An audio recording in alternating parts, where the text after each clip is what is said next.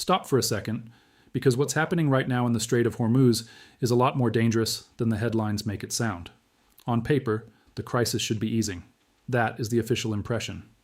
Iran says the strait is open again. Trump says there is good news. The White House keeps hinting that a deal could be close. Markets are trying to believe the worst may be behind us. And yet, if you look carefully at the details coming out over the last 48 hours, the real picture is far more unstable.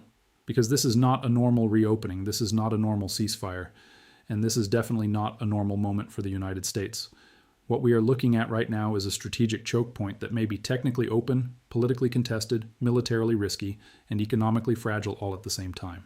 Reuters reports that Iran declared the Strait of Hormuz open to commercial vessels, but Tehran also said ships need approval from the Revolutionary Guards to pass.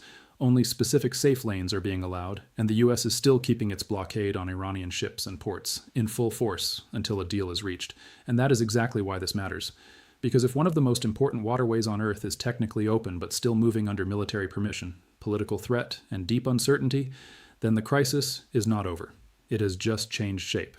And for Donald Trump, that may be the worst possible outcome. Not a clean victory, not a clear defeat, but a messy gray zone where he has to project control while the entire world can see that control is still incomplete. Now here's the part people need to understand. The Strait of Hormuz is not just another patch of water on the map, it is one of the most important energy arteries in the world. Roughly 20% of global oil and LNG trade normally moves through that narrow corridor, which is why every shift there hits not just the Middle East, but shipping firms, traders, central banks, fuel prices, and political leaders everywhere. So when that strait gets tangled up in war, ceasefire politics, naval pressure, and competing claims of authority, the stakes become enormous. And that is exactly where we are now. Trump spent days signaling that the U.S. would get Hormuz open again. Reuters reported on April 10th that he said the United States would have the strait open fairly soon, even as maritime traffic remained halted and energy disruption was severe. But fast forward to now, and what has emerged is not a clean American reopening.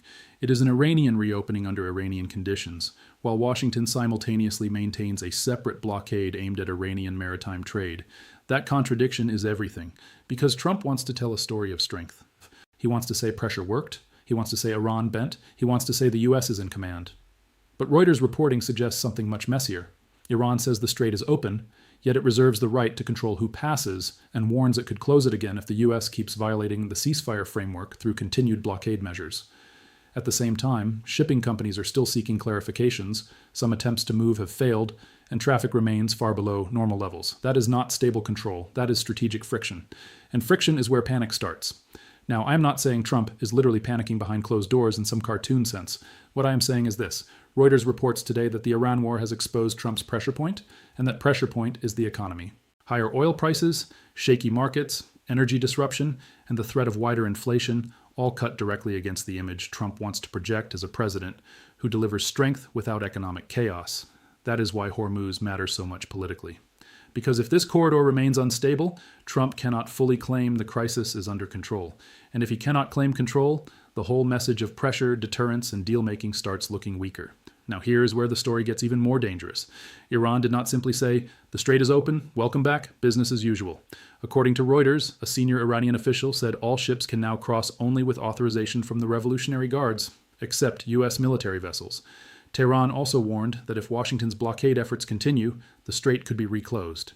There are still concerns about mines, uncertainty around the traffic separation scheme, and hundreds of ships remain stalled waiting for confidence that the route is truly safe. In other words, Hormuz is open the way a pressure valve is open. Barely, conditionally, politically, and with a threat hanging over it. That is not the kind of reopening markets trust. That is not the kind of reopening shipping executives celebrate. And that is definitely not the kind of reopening a U.S. president can easily package as decisive success.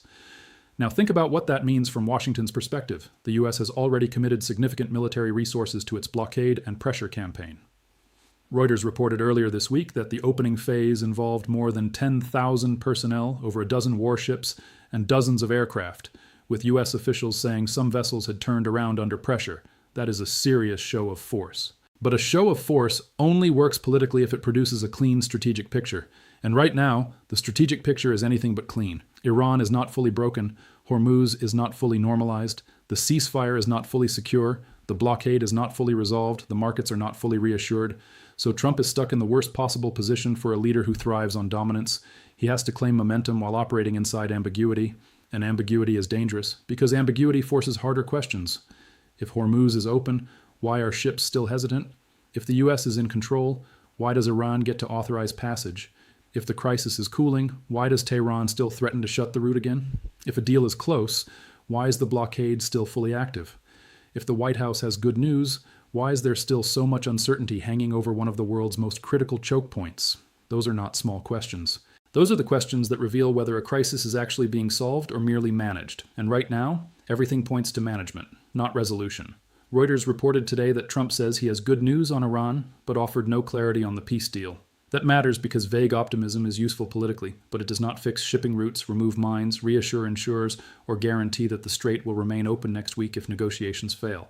That is the trap. Trump needs the appearance of control. Iran needs the appearance of leverage.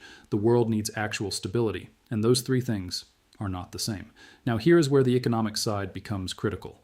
Reuters says the war has revealed Trump's economic pressure point because every disruption tied to Iran and Hormuz feeds directly into fears over oil, inflation, and growth.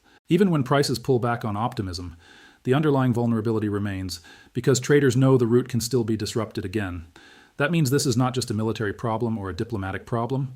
It is a live economic risk that can reprice itself with every new threat, every failed clarification, and every ship that hesitates at the mouth of the Gulf. And that is exactly why the political stakes are so high. If the public hears Hormuz is open, they expect normality. But what Reuters actually describes is something much more unstable. A waterway reopened under Iranian approval rules, under mine fears, under continued U.S. blockade pressure, and under the shadow of possible reclosure. That is not normality. That is a live coercion environment, which means Trump does not just need the route to be open. He needs it to be convincingly open. And right now, it is not.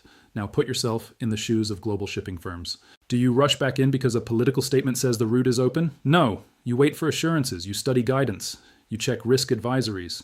You examine whether safe lanes are really safe. You watch whether insurance costs are exploding. You look at whether naval forces are still maneuvering aggressively nearby. That is why Reuters reported that shipping companies cautiously welcomed the reopening, but still sought clarifications, and some ships even made unsuccessful attempts to exit the Gulf while uncertainty remained. That tells you everything. The corridor may be passable, but confidence is not restored, and in global trade, confidence is half the system. Now zoom out to the geopolitical level. This is not just Trump versus Iran. It is also about whether the United States can impose economic and maritime pressure without triggering a bigger credibility problem.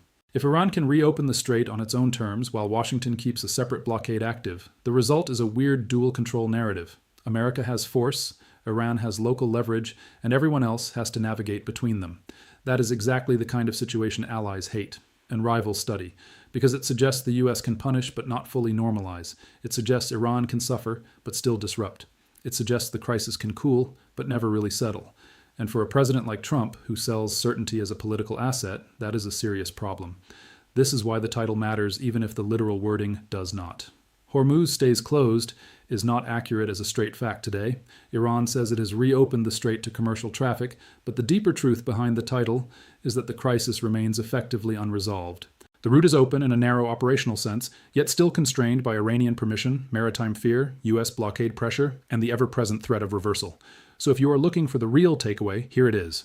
Trump does not need a technically open strait. He needs a politically settled strait, an economically trusted strait, a strategically secure strait, and he does not have that. Not yet. That is why this moment is so tense, because if negotiations succeed, Trump can claim his pressure worked and the strait may gradually return toward something like normal traffic. But if negotiations stall, then every unresolved detail suddenly becomes dangerous again. Iran can threaten reclosure, the U.S. can tighten pressure, shipping can freeze back up, prices can surge, markets can panic, and Trump's biggest political vulnerability, the economy, moves right back to the center of the war. That is the real story here. Not whether someone tweeted, "good news." Not whether officials insist progress is being made. Not whether the strait is technically open in some narrow legal or operational sense. The real story is that one of the world's most important waterways is still being governed by fear, permission, coercion, and uncertainty. And that means the crisis is not behind us. It is sitting right there in the channel, waiting to see which side blinks first. Because in the end, the question is not whether ships can move through Hormuz for a day. The question is whether the United States can force a durable outcome there without paying a political and economic price that Trump cannot afford. And right now, that answer still looks very unclear.